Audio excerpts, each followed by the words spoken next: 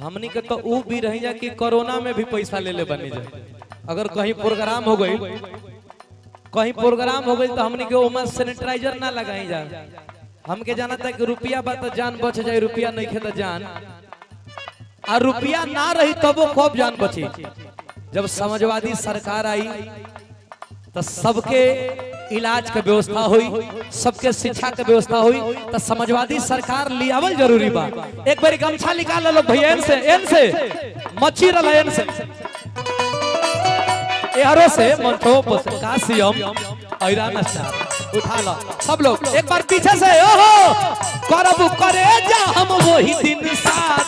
ए लड़के ये तो नहीं गमछा बा। अब इन्हें हमारे गुरुजी विजय लाल यादव कहले तो करे जा फाड़ देबो जा, तन उठा ले भैया। जेकरा पास जो टोपियो बा तो टोपियो उठा लेवे के बा, एक बार उठा ले सबे, एक बार हिला देवे के बा। पीछे से पीछे गमछा नहीं खे का। इहो वीडियो अखिलेश भैया के जाए वाला बा, इहो एक बतावे के बा, इहो भैया के वीडियो जाए वाला बा। तुरंते हमारा अभिषेक भैया भेजे वाला बड़न लखनऊ ऑफिस में। कैसे हम चाहता नहीं कि गमछा हमारा अभिषेक भैया भी उठाई है। समाजवादी पार्टी के सम्मान में गमछा उठा ले एक बार उठा ले आप। ए भैया करब करे जा हम वही दिन शादी, करब करे जा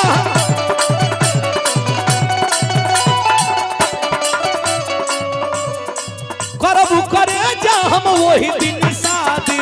बने द जान सरकार समाजवादी, बने द जान सरकार समाजवादी।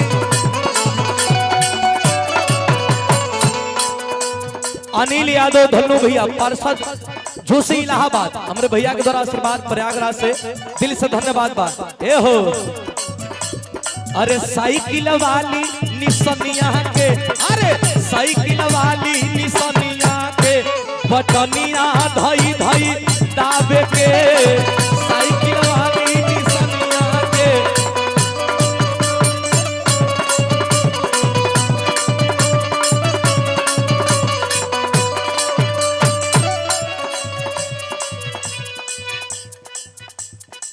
अभिषेक भैया के सम्मान में हमारे कृष्णा भैया आइल बनी सोनभद्र से, आपके दिल से धन्यवाद आशीर्वाद दिले बनी।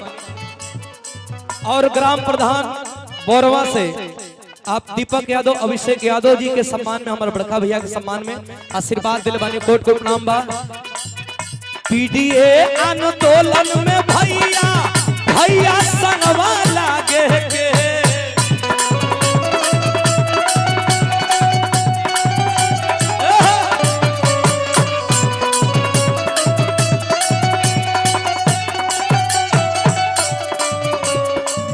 पीडीए आंदोलन में भैया अखिलेश संगवा लागे के, साइकिल वाली निसनिया के, अरे साइकिल वाली निसनिया के बटनिया धई धई दाबे के, साइकिल वाली।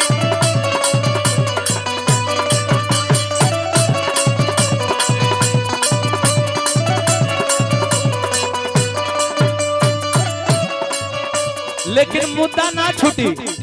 अगर हमार बियाह तय होई तो सबसे पहले निमंत्रण हम देव अभिषेक भैया के। ऐसे देव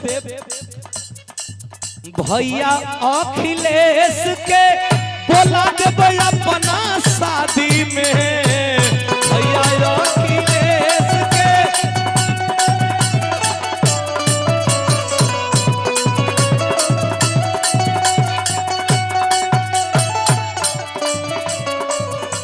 हडिया प्रयागराज से राहुल भैया राष्ट्रीय सचिव लोहिया वाहिनी, आपके द्वारा आशीर्वाद अभिषेक भैया के सम्मान में पुरस्कार आइल बा। ए जी भैया अखिलेश के बोला देबू,